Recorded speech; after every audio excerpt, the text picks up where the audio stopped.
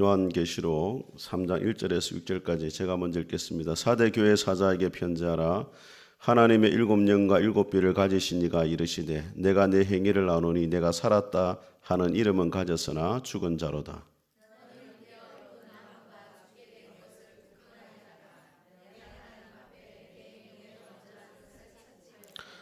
그러므로 내가 어떻게 받았으며 어떻게 들었는지 생각하고 지켜 회개하라. 만일 깨지 아니하면 내가 도둑같이 이르리니 어느 때에 내게 이르는지 내가 알지 못하리라.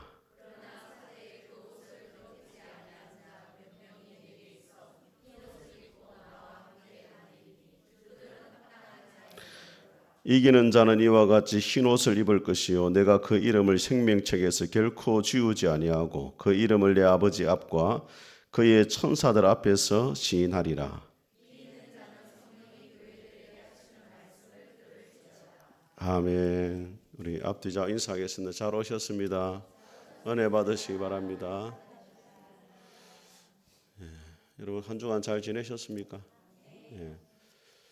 우리 요한계시록 7교회를 계속 살펴보는데 여러분 7교회에서 칭찬받은 교회도 있고 책망받은 교회도 있고 또 2개 다 받은 교회도 있어요. 칭찬만 받은 교회는 어느 교회입니까?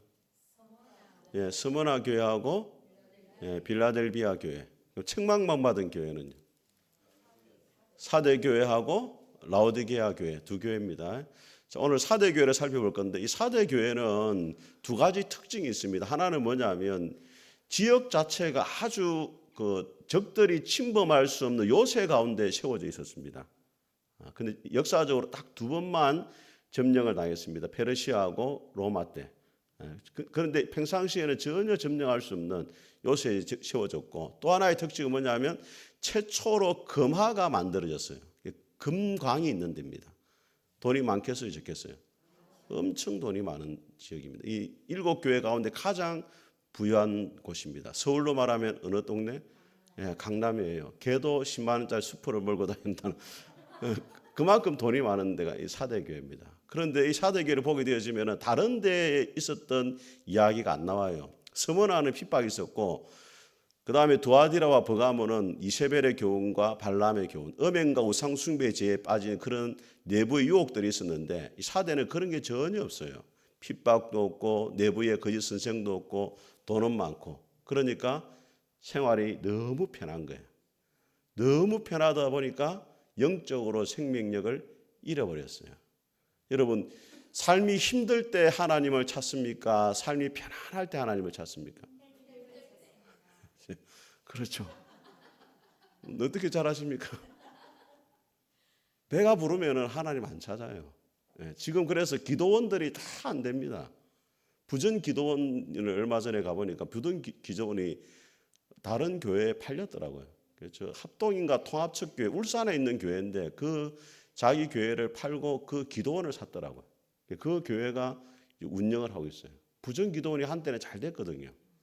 하요 집회하면 사람들이 많이 모이고 또 우리 그 양산에 가면은 감림산 기도원이 있잖아요. 감림산 기도원도 보면 하요 집회, 목요 집회 지금은 별로 없어요. 부산에 옛날에 가난 수양가는 미어 터졌습니다, 여러분. 그런데 지금 거의 없어요. 왜? 하나님 없이도 살아갈 수 있는 시대가 됐거든. 옛날에는 너무 가난해가지고 하나님 없이는 살아갈 수가 없었어요. 하나님 앞에 간절히 기도했죠. 근데 지금 우리 성도들 기도합니까 안 합니까? 한다고 하니까 애매하고 안 한다고 하니까 막 죄인된 기분이고 하여튼 그렇습니다. 영적으로 사대교회가 죽은 오늘 이 말씀을 묵상하면서 참 저도 반성이 많이 되더라고요. 내가 목회자로서 우리 성도들을 진짜 영적으로 깨우고 있는지 그런 반성이 되었어요. 오늘 본문의 말씀을 우리 한번 살펴보겠습니다. 1절을 같이 한번 읽어보겠습니다. 시작. 사대교회 사자에게 편지하라. 하나님의 일곱 영과 일곱 뼈를 가지신 이가 이르시되 내가 내 행위를 아노니 내가 살았다 하는 이름은 가졌으나 죽은 자로다. 자, 교회를 볼 때 가장 중요한 것이 예수님이 어떤 모습으로 찾아오느냐 하는 것인데 오늘 예수님은 하나님의 일곱 영을 가지신 분으로 일곱 영이라는 것은 성령님이 7분 계신다 이런 뜻이 아니고 일곱이라는 숫자는 항상 무슨 수입니까? 완전수고 충만한 수입니다. 그래서 일곱 눈을 가지신 분 이렇게도 나오고 일곱 교회라는 말도 나오잖아요. 완전하다는 말이거든요. 성령님이 완전하다는 말은 모르시는 것이 없고 못하시는 일이 없다는 말이에요. 모든 것을 아시고 모든 것을 하실 수 있는 성령님이 지금 예수님과 함께 찾아왔어요. 그럼 성령님이 하시는 주된 일이 뭐냐? 요한복음 3장에 보게 되어지면은 니고데모 예수님을 찾아왔을 때 예수님이 니고데모에게 말씀하기를 네가 성령으로 뭐한다? 거듭나야 된댔어요. 죽은 자를 살리는 역사를 누가 하시느냐? 성령님이 하십니다. 요한복음 20장에 보게 되어지면 부활하신 예수님이 마가의 다락방에서 두려워하는 제자들을 찾아오셔가지고 입으로 숨을 내쉬며 가라사대 성령을 받아라.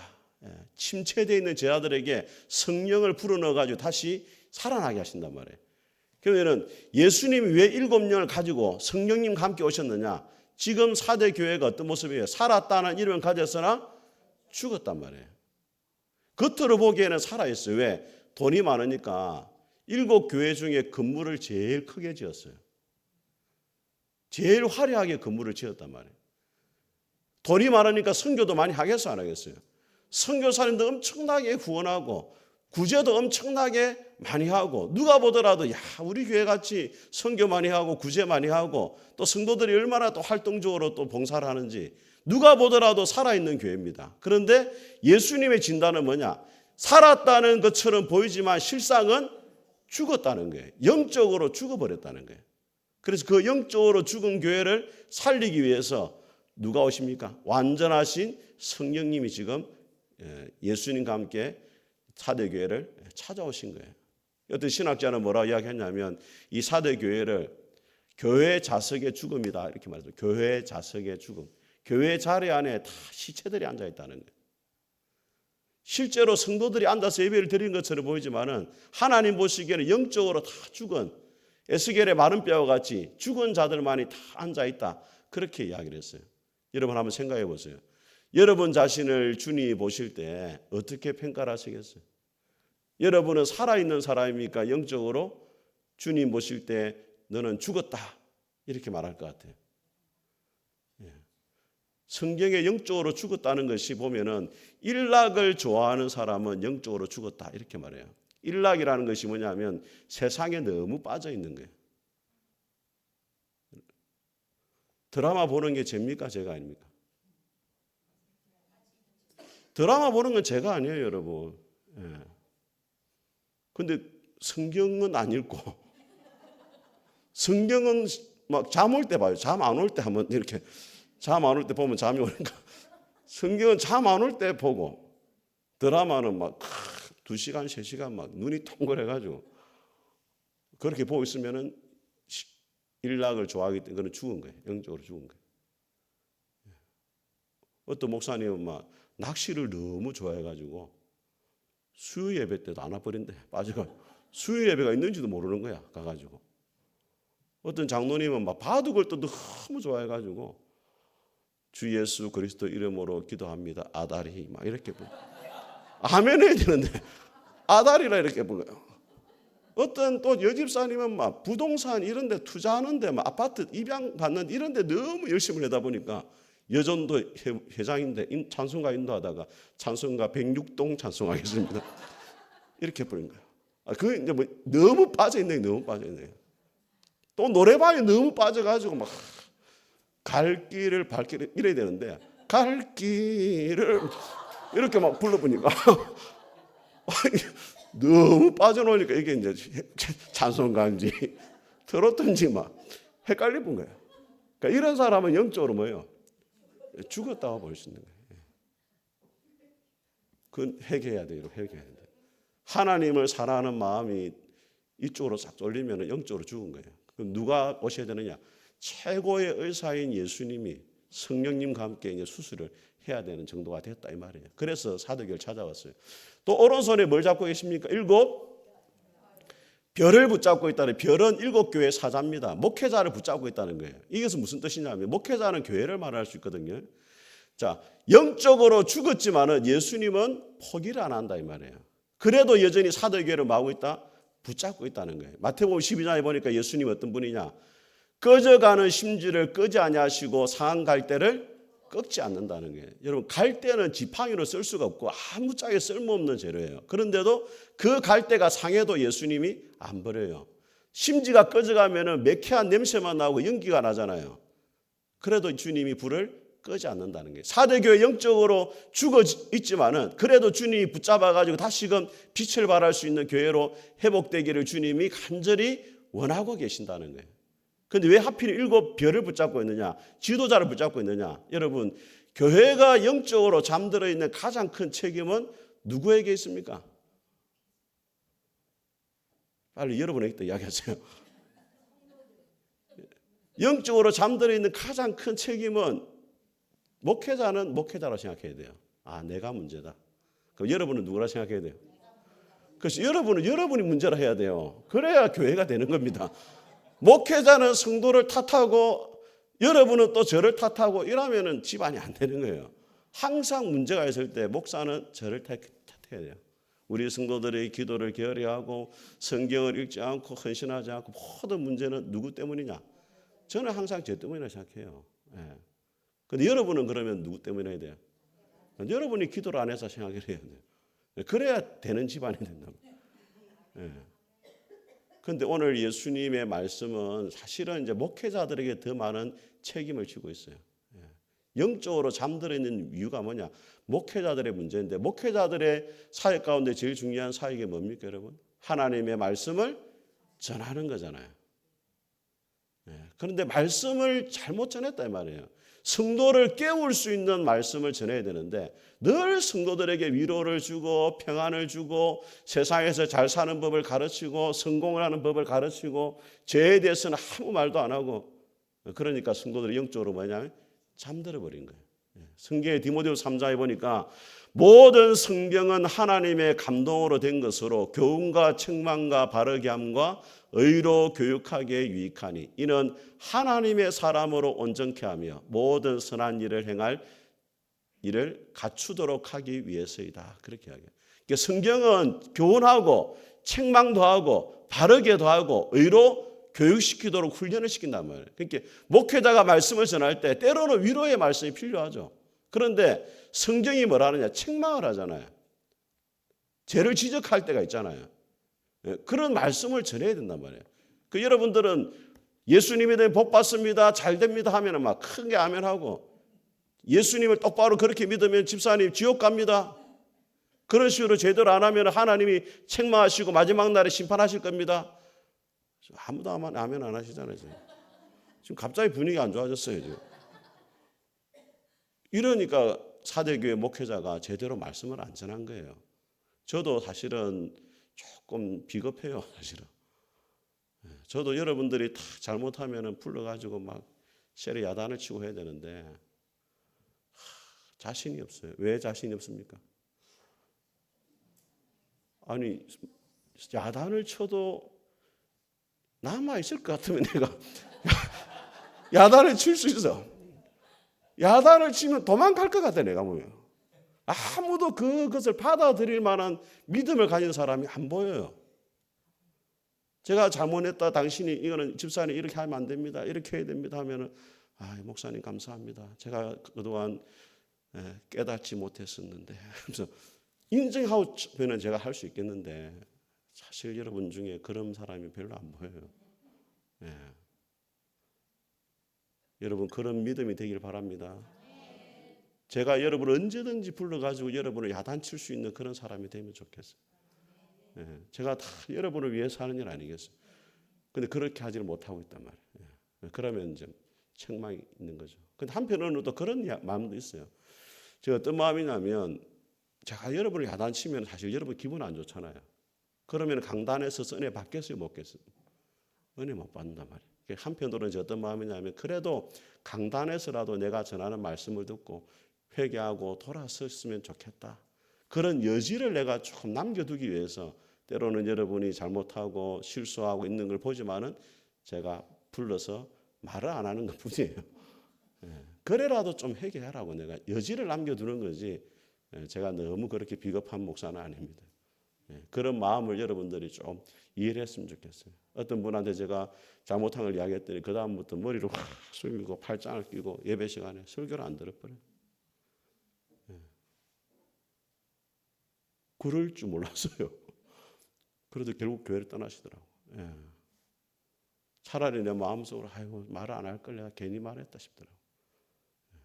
이런 일이 있으니까 여러분, 그죠? 여러분은 그런 분들이 아니에요. 그래서 오늘 목회자를 주님이 딱 붙잡는 거예요. 여러분 에스겔의 마른 뼈의 골짜기 어떻게 살아납니까? 에스겔이 딱 가보니까 완전히 죽어 있거든요. 완전히 죽었는데도 에스겔이 말합니다. 여호와의 생기야 사방에서 불어와서 이 마른 뼈에게 들어가라. 말씀을 딱 하니까 여호와의 생기가 쫙 들어와가지고 마른 뼈가 살아나요. 여호와의 군대가 돼요. 그러니까 말씀이 선포되고 그 가운데 뭐가 여호와의 생기가 불어와가지고 마른 뼈가 살아나더란 말이에요.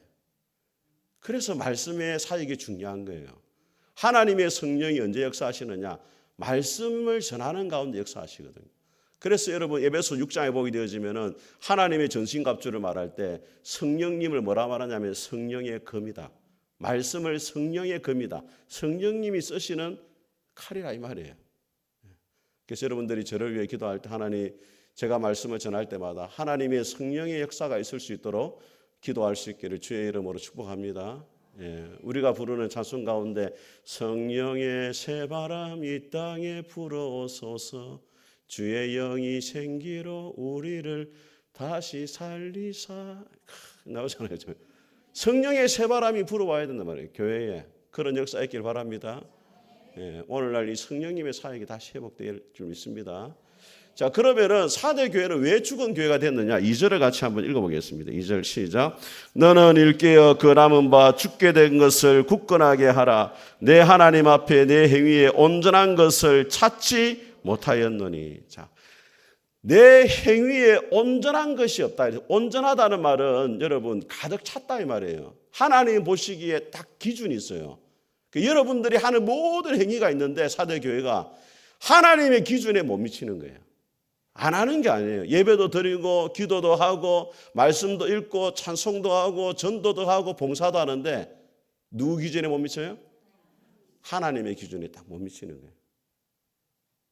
껍데기는 있는데 알맹이가 없는 거예요. 그것이 내 행위에 온전하지 못하다. 하기는 다 하고 있는데 하나님의 기준에 못 미친다는 거예요. 왜 그렇게 되었습니까? 내 하나님 앞에서 내 행위에 온전한 것을 찾지 못했다 이렇게 해요. 그러니까 하나님 앞에서 안 하는 거예요. 전부 다 누구 앞에서 하고 있어요? 사람들에게 보이기 위해서 하는 거예요. 오늘 여러분 예배 왜 왔습니까? 하나님 앞에 예배 드리기 위해서 왔습니까? 아니면은 저한테 도장 찍으러 왔어요? 그러기를 축복합니다. 목사한테 도장 찍으러 오면 안 돼요, 여러분. 내가 죽분 자니까 그래도 예배 자리에 가야지. 이렇게 해서는 안 된단 말이에요. 바리새인과 서기관들의 문제가 뭡니까? 누가 보더라도 경건하고 거룩한 사람이에요. 그런데 그들의 행위의 목적이 됐느냐? 사람에게 보이려고. 그래서 마태복음 6장에 보게 되어지면은 금식과 구제와 기도를 말하면서 동일하게 등장하는 말씀이 은밀하게 보시는 내 아버지 앞에서 하라 이렇게 되어 있어요. 사람에게 보이려고 하지 말고 은밀한 중에 다 보고 있다는 거예요. 하나님이.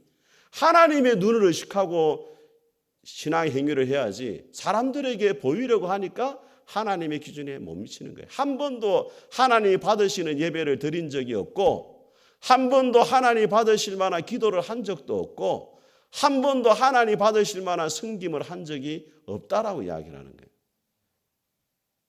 하나님이 볼 때 영적으로 완전히 죽어버린 거예요.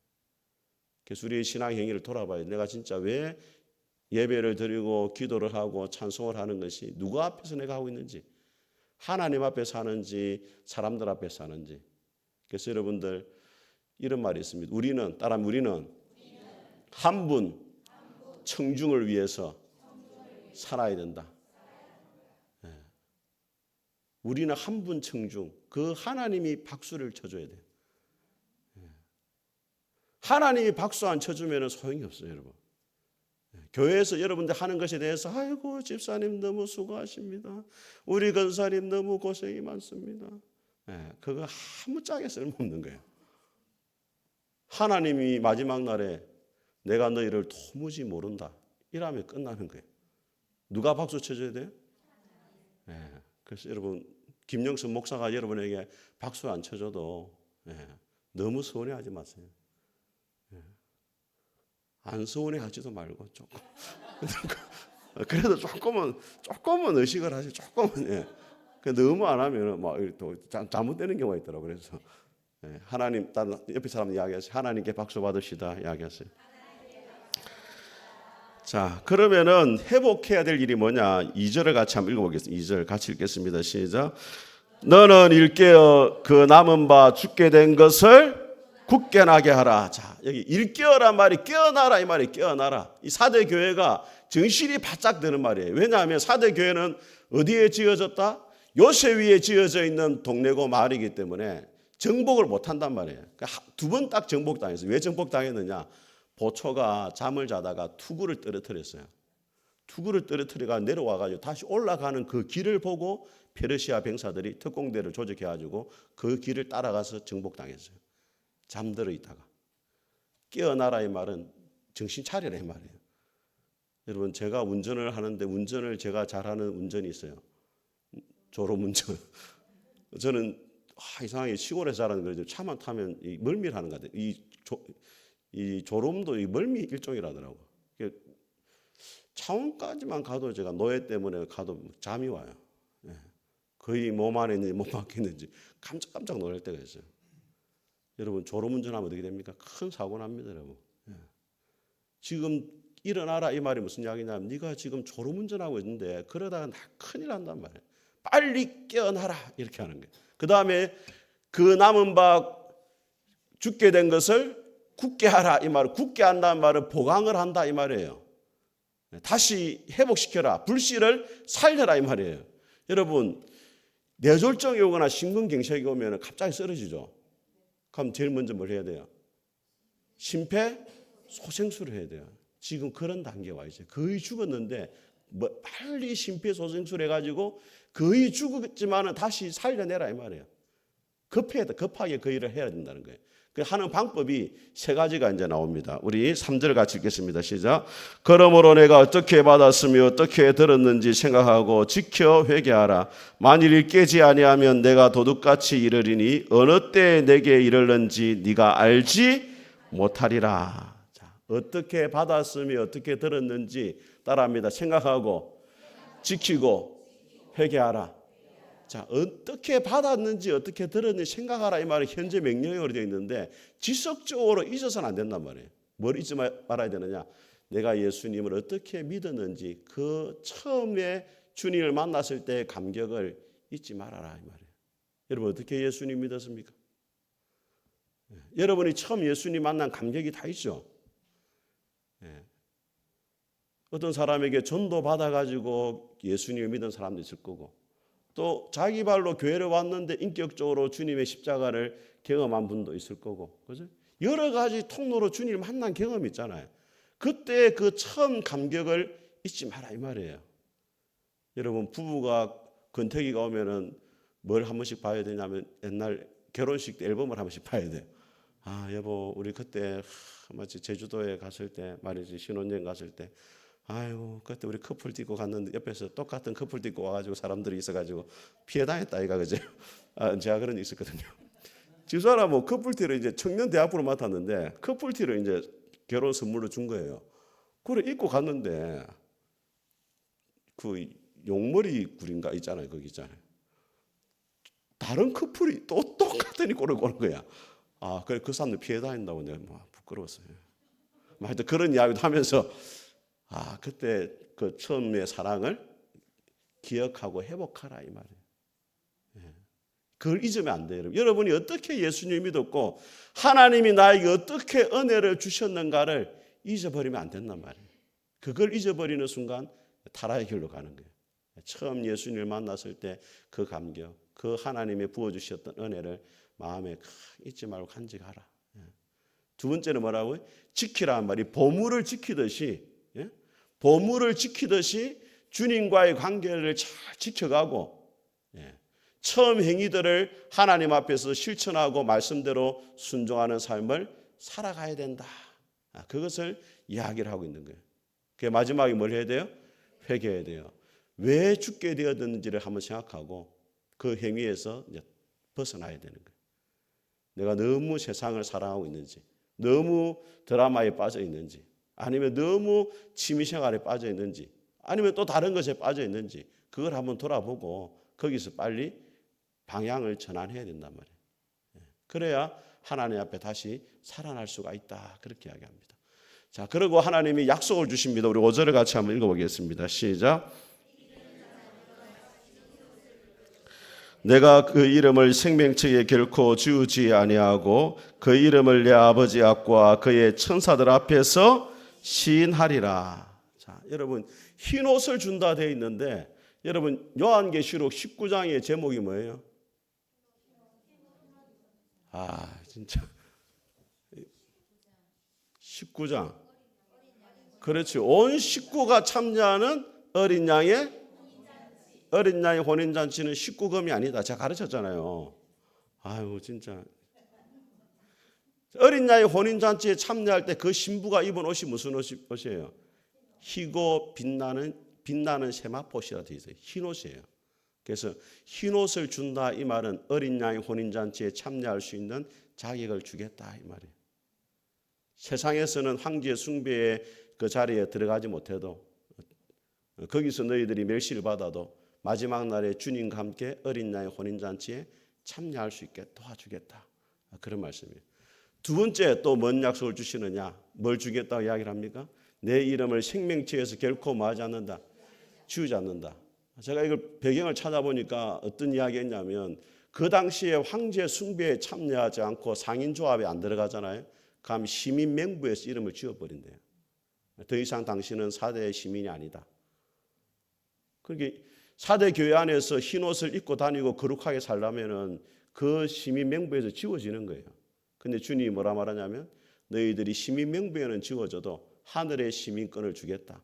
내 생명책에는 결코 너희 이름을 지우지 않겠다. 이렇게 말씀합니다. 세 번째 뭐냐? 아버지 앞과 천사들 앞에서 내 이름을 시인하겠다. 이렇게 하게. 우리가 예수님 믿을 때 예수님 믿는 것을 드러내는 게 쉽습니까? 좀 부끄러워요. 여러분 식사기도 제대로 합니까, 여러분? 예. 어떤 분은 막 식사기도 하는 것도 부끄러워가지고 막 대충 하나 아버지 하면서. 예. 우리 옛날 대학 다닐 때 우리 선배가 막 매점에서 간식 묻는 이러더라고. 하나님 2번입니다 라더라고. 무슨 말입니까? 1번은 식사기도 2번은 간식기도다 이러더라고. 하나님 2번입니다라고 막 묵더라고 해서 무슨 이런 사람이다. 뭐 그렇게 이제 너무 부끄러우니까 하나님 약속해놓고 하나님 2번은 간식이 1번은 식사 뭐 이렇게 사람들 앞에 하나님을 부끄러워하면 하나님도 부끄러워한다라고 마태복음 이야기하고 있어요. 오늘 말씀에 너희들이 예수님 믿는 것을 부끄러워하지 않고 세상 가운데 당당하게 예수님 믿는다고 말할 때 마지막 날 주님 앞에 섰을 때 하나님이 너를 심판할 때도 주님 하나님 아닙니다. 저 사람은 나를 믿은 사람입니다라고 주님이 이름을 불러준다 이 말이에요. 그래서 여러분들이 주님을 믿는 것을 부끄러워하지 않고 마지막 날 이 세 가지 약속 흰 옷을 입고 생명책을 지워지지 아니하고 또 주님이 여러분의 이름을 불러주시는 그런 은혜가 있기를 주의 이름으로 축복합니다. 우리 같이 한번 찬송